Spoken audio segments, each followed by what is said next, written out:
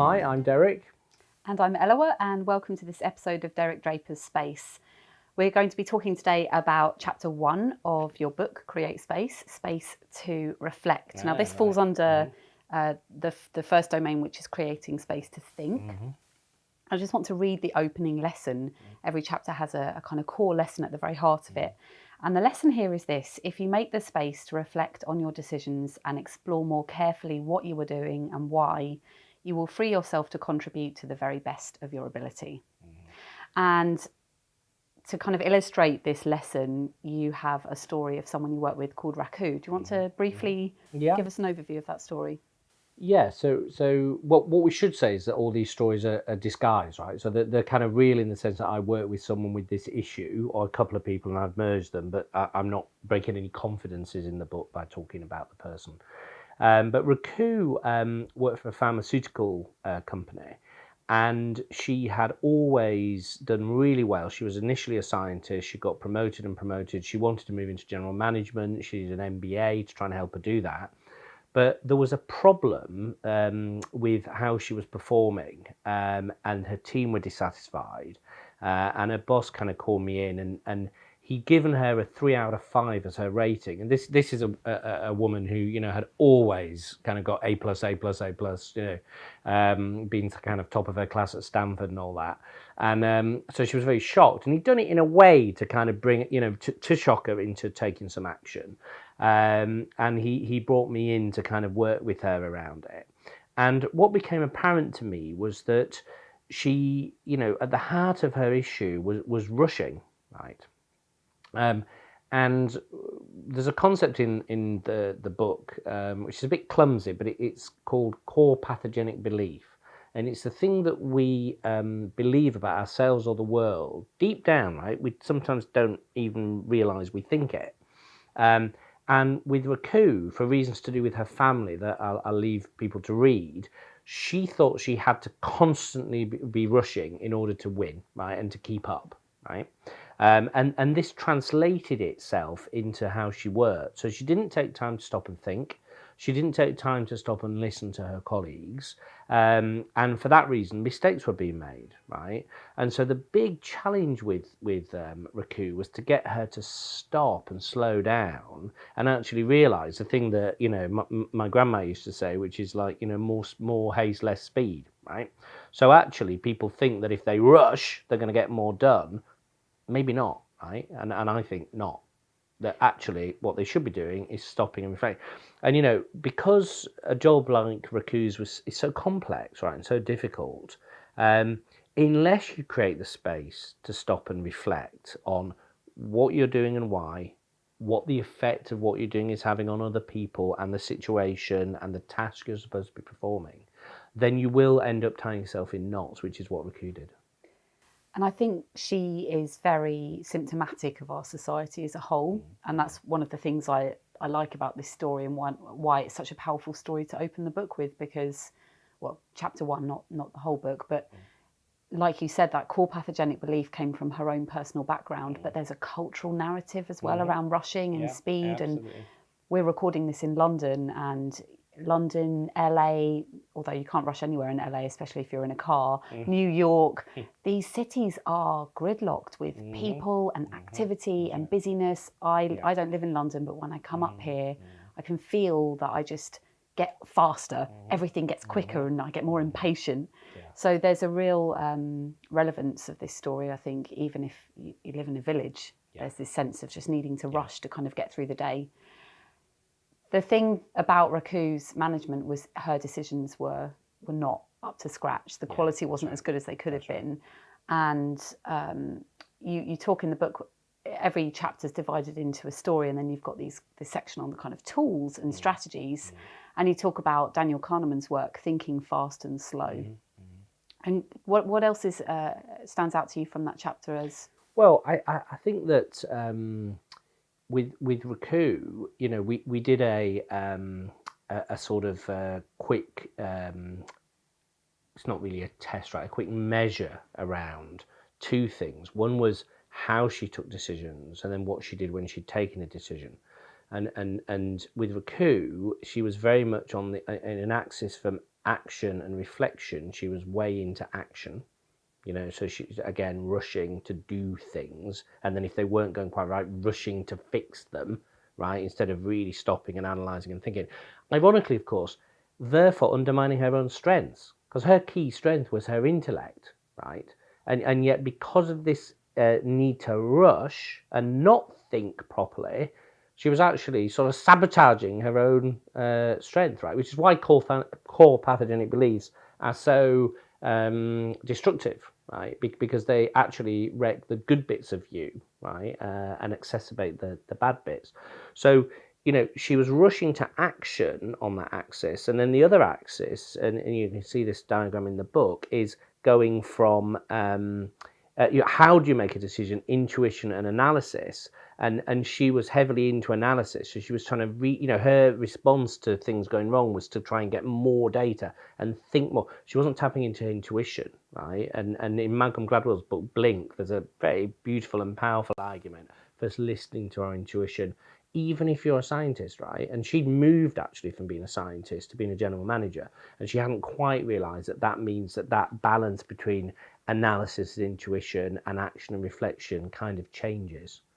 So yeah, I mean, she you're right. She had a typical problem, and then but working with her, and then the rest of this chapter on reflection is about how do you make time to reflect. So there's a really interesting thread running through the book around self-awareness. And I think for Raku, self-awareness is the piece that was possibly missing. That's right. And I'm a really big believer in the power and the role of self-awareness in business, because I think it is the thing that facilitates the ability to reflect. And it's a kind of symbiotic relationship. So the more you reflect, the more self-awareness you have. Yeah. The more self-awareness you have, the more space you make to reflect, because you know the benefit of it. Yeah. How did that play into Raku, and what do you build into the book in terms of suggestions to the reader? Well, so the book breaks it down into 4 different subspaces, if you like, right? There is the temporal, which is how you make time to reflect, right? How do you prioritize it? How do you ring fence it? How do you keep to it? And then there is the physical space. Where do you reflect? Now, one of the points that I make in the book repeatedly is that where I'm from in the north of England, there's a phrase, "There's naught as queer as folk," right? And in America, I think people say different strokes, right? So it'll be up to you whether better. I mean, I know people, you for example, who will do reflection and work in a coffee shop, right? I wouldn't be able to do it. Couldn't do it.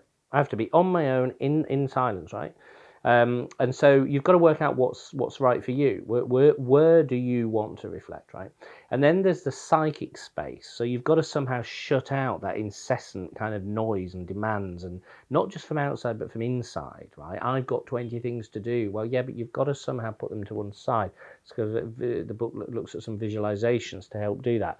And then reflect and give time for this insight to happen. Right, it's probably an apocryphal tale, but who was it? The apple fell on the head. Isaac Newton, right? If he hadn't been sitting under an apple tree, everyone going, look at Isaac, skiving off today, right? And the apple wouldn't have fallen on his head, right? And he wouldn't have had that insight. So you've got to create some space to have this reflection, right? You can't rush. This was the key thing about Raku. You can't rush reflection, right? And then the 4th thing is about relational space. So who do you reflect with, right? And again, the book argues that we're all going to be different, but we all need to do both, right? We need to have some introspection on our own, and then maybe some chat and some extroversion with other people, and running ideas past and using people as a sounding board. Probably have to kind of do both. I mean, there's some great examples in the book of people that I look to who do this, right? So Jeff Weiner, the CEO at LinkedIn, blocks between 90 minutes and 2 hours each day for reflection, and describes these buffers as the single most important productivity tool he uses. And that's the point again, right? Oh, I haven't got time to reflect, I'm too busy. No, right? You will achieve more easily and be more successful if you create the time to reflect. right? It's not instead of productivity, it's the basis of productivity. I love the story in the book about when you get into the lift after a meeting. Right. Can you tell us that? Yeah, so I was working with a very kind of, I don't know, a sort of youngish entrepreneurial, but very successful guy who had his own company. And he had a meeting, and I didn't think it had gone that well. And so when we got into the lift and the lift door closes, I said, oh, what do you think about it? And he just held up his finger like that and went, shh, right? And then he closed his eyes, and the lift went down. It was like, 20 floors or something. And we got out. And he said, just hold on 1 second. And he got out a little notepad he kept in his pocket and scribbled something down and put it back in and said, now, what do you want to say, right? And I said, what was going on there? Because that's one of the things that you do as a kind of leadership psychologist or a coach. You're constantly saying, what happened there? What can we learn from that? And what he was doing was he was reflecting on what had happened in the meeting, deciding what could have gone better and what he needed to do about it, and jotting that down so he'd do it later when he had a moment, right? So for him, interestingly, there was a lot of in the moment reflecting that I talk about in the book, right? Which is stopping just, he didn't go into a room and, sit cross-legged going on for an hour, right, with incense and all that. He literally closed his eyes and thought for a minute.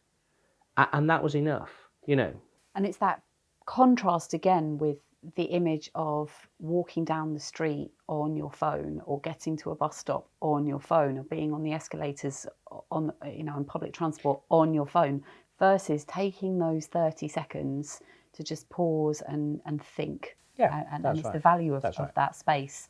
You propose a model in the book. By the way, just to go back on. to that guy, what's interesting about him was most of us, if we've had a meeting that didn't go that well, we're consumed by the emotion of it, right? So we get in the lift with our colleague and we say, oh my God, that was terrible, we did that wrong, or what, he was a plonker, or she was terrible, right? And to kind of chunter away about it, right? To get it off our chests, right?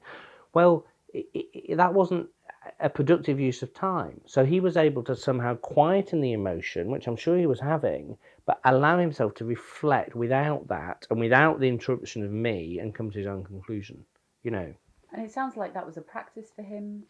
He did it all the time. So I spent a lot of time with him, and we would get in the back of a car. He'd have a phone call, and he'd put the phone down and stop and close his eyes and think, and then scribble on this notepad. So all the time he was asking some of the questions. I think you were about to start talking about the reflecting cycle, right? And he was doing the reflecting cycle, almost every time he did or said something, right?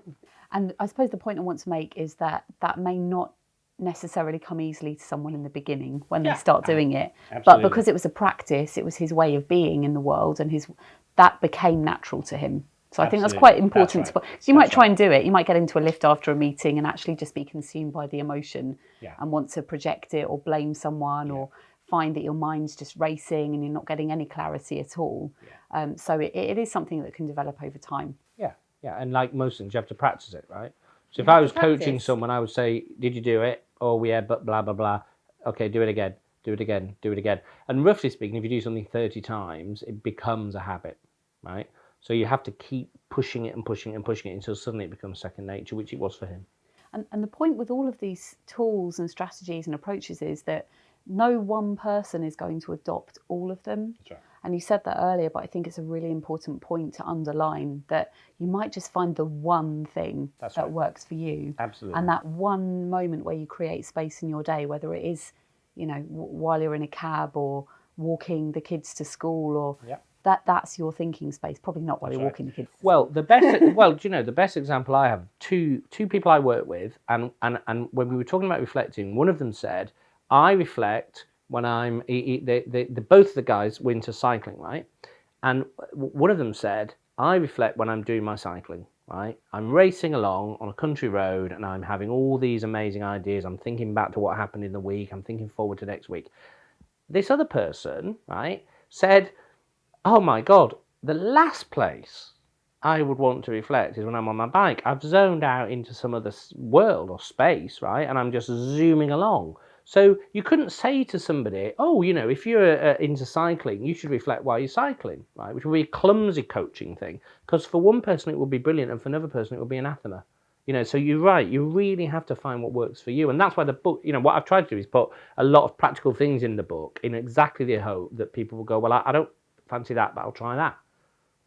Journaling, for example. I mean, even being myself, I sometimes love to journal and other times I can't bear it. Yeah. So there are times when I feel drawn to a certain tool, and there are times when, for whatever reason, that just doesn't fit well in my life. Yeah. Well, to contradict myself, right, probably journaling is the one thing where I would say everyone should have a go at it, right? Because it's a very powerful thing. Because if you reflect on how things are going for you, especially around your goals, right, every week, and you write that down, even if it's 2 scribble lines, the treasure trove you have 6 months later when you go back and open that book and you see that journey or that false starts of a journey, it can be incredible. So capturing your reflections somewhere, unless you've got like a credible memory, is probably pretty essential. And I think that again speaks to the nuance of all these tools, because in my mind, even when I was talking about journaling, I'm thinking of Julia Cameron's The Artist's Way, where she encourages writing 3 pages of longhand writing, and you do it first thing in the morning and you kind of empty your brain. And her theory is that that's what opens up and unlocks creativity. And that's what I was saying, is at different times that's really worked for me, and at other times it just doesn't. Nevertheless, though, I like the idea of just capturing that one thought. Yeah. And there's a lot of actual journals out there available where it does just ask you to capture that one thought a day. And again, it's about making it a practice. Yeah. Before we close, what I'd like to do is look at this the reflecting cycle, because I think it's a really powerful tool and model. So talk us through it, Derek. So the first thing is you ask yourself, what is going to happen, right? What is about to happen? What meeting am I going to? What project have I got? What conversation am I about to have? Right? What is going to happen? And then you ask yourself, and it's only 3 questions, right? 1, well, what do I think about this? Right? And so instead of just running into it and thinking, well, I'll be all right, I'll fly by the seat of my pants, I've gone to meetings before, just stop. And again, you don't have to be in your office. You could sit in your office for now thinking about it if it's that important, but you could literally walk around the office, right, or go up and down, grab a coffee, and as part of your meanderings think, okay, what do I think about this thing that's happening in 5 minutes, 2 hours, tomorrow, whatever it is? What do I think about it? Then how do I feel about it? Right, 2 very different questions, right? Reflection in a sense is sort of, there was a great psychoanalytic writer who said it was thinking about feelings and feeling about thinking, right? Which I think sums it up really well. So what am I feeling about it? What am I? I'm slightly dreading it. I'm bored by it. I wish it wasn't happening. I can't wait. Why? What's going on that's giving you that feeling, right? And how does that match with what you think about it? Because they might not match, right? And then what could happen instead, right? So in other words, you've almost kind of anticipated, visualized this thing that you're reflecting on, and you can then think, well, how could I change? It's going to have that outcome. If I don't prepare, or if I go in and I'm tense, or if I treat it too slapdash, what will happen? And what can I do different, right? And then that's the pre-reflection. That's reflecting on something before it happens, right? And then there's post-reflecting. And it's the opposite, right? So what has happened? Oh, God, what happened then? That meeting went very badly. Or that meeting went brilliantly, right? And by the way, that's a very crucial thing. Don't just reflect on the bad things. Reflect on the good things, right? There's as much to learn there, right? What do I think about this? What do I think about what happened? How do I feel about what happened? And what could have happened instead?